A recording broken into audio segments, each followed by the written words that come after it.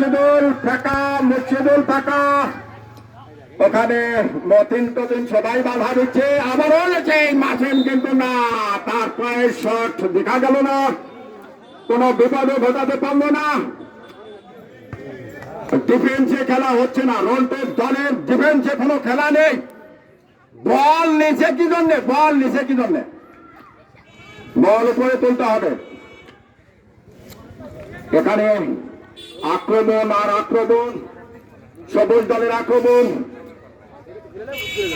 দর্শক গ্যালারি পরে পড়ল, চোখ চোরানো দর্শক, মন ভোলানো দর্শক, মনোমুগ্ধকার দর্শক, টেবিলার দর্শক, নারায়ণপুরের দর্শক, মেরপুরের দর্শক, পার্শ্ববর্তী সম্মানীয় দর্শক, সব গ্যালারি পরিপূর্ণ। আবারও ফাঁকা, কিন্তু ওখানে বিপদ কেটে দিল। মিলন গুড়ি পাওয়া যাচ্ছে, দেখা যাক মিলন কি করতে পারে। মিলন কারিশমা, কিন্তু না, ওখানে আবারও ফাঁকা বাধা দিল। সবুজ মুর্শিদুলকে উদ্দেশ্য ছিল, মুর্শিদুল অনেক ওজনের প্লেয়ার তো লাফিয়ে বল হাতে পেল না, ফলে কোনো বিপদও ঘটাতে পারলো না। বেঁচে গেল রন্টন দল। আবারও আক্রমণ সাজাচ্ছে মাসেম, উদ্দেশ্য ফাঁকা, কিন্তু না, ফাঁকে দিল বল। আবারও নাসিম কাছেম, আবারও কারিশমা, ওখানে মাঠে ছড়াছড়ি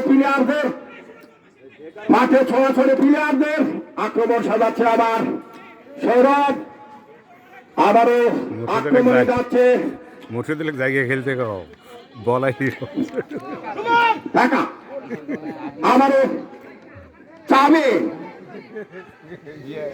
তো ফাঁকা, একটা চাবি পায়ে গেছে।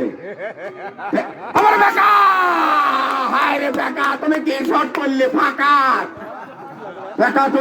শট করলে, ফাঁকা শট। আপনারা হয়তোবা তার পা থেকে এই শটটি আশা করেননি, তারপরেও হয়ে গেছে। একটি চাবি সে পেয়ে গেছে, একটি গোল করে একটি চাবি। আবারও আক্রমণ।